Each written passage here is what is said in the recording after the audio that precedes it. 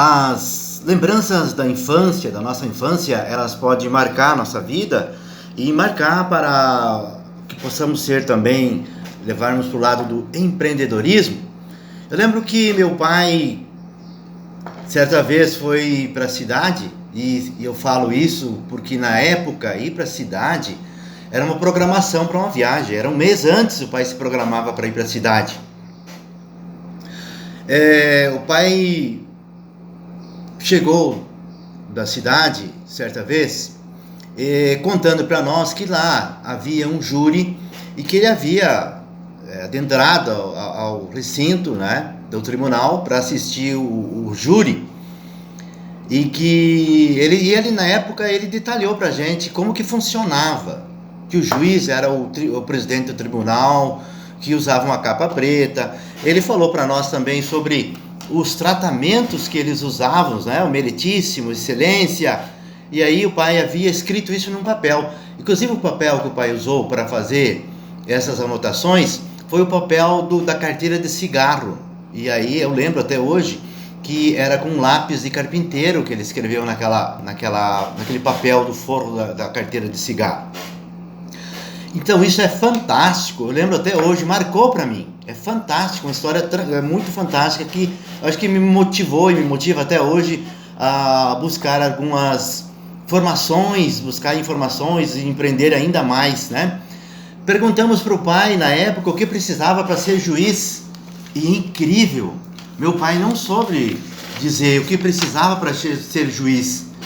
Minha mãe era analfabeta, meu pai semi-analfabeto, e na época as informações eram escassas.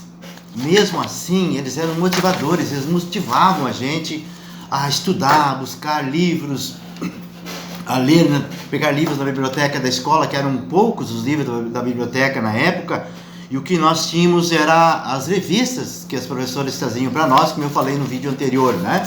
A gente lia aquelas revistas antigas, e foi aí que eu conheci, que eu lembro que eu comecei a tomar conhecimento de quem era o Pelé, de quem era como que era o futebol, dos times de futebol, enfim, e alguns artistas da época, né? Alguns cantores famosos, alguns artistas da TV, de novela, foi através dessas revistas que a gente recebia dos professores. Eu penso que isso que eu estou falando, eu não estou falando para me vitimizar, mas eu penso que isso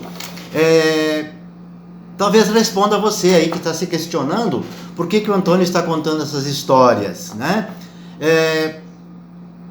Estudar sobre abundância. Foi a partir daí que eu comecei a me dar conta de que nós precisamos se qualificar.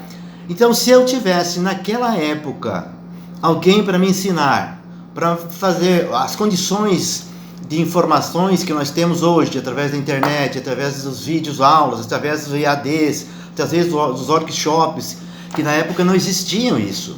Se eu tivesse naquela época essas informações que você jovem tem hoje com tanta facilidade, talvez eu estaria com meus resultados muito maiores do que hoje. Eu cheguei aos resultados que eu pretendia, graças a Deus e aos meus esforços, né? Mas sei que isso, se eu tivesse recebido essas informações naquela época, somariam a tantas horas de estudo e de dedicação que eu tenho que fazer hoje, que eu tive que fazer no meu percurso. Eu errei muito no meu percurso, errei muito, apanhei, mas tive que descobrir, tive que corrigir erros no percurso, erros que me custaram muito caro, mas que eu fui, com o tempo, fui estudando, fui aprendendo e fui corrigindo esses erros. Durante essa trajetória, pude desenvolver cada vez mais minhas habilidades. Fui desenvolvendo, e hoje com 34 anos de profissional como contador, né, hoje formado também em marketing, então isso foi agregando a esse meu passado, a minha história do passado.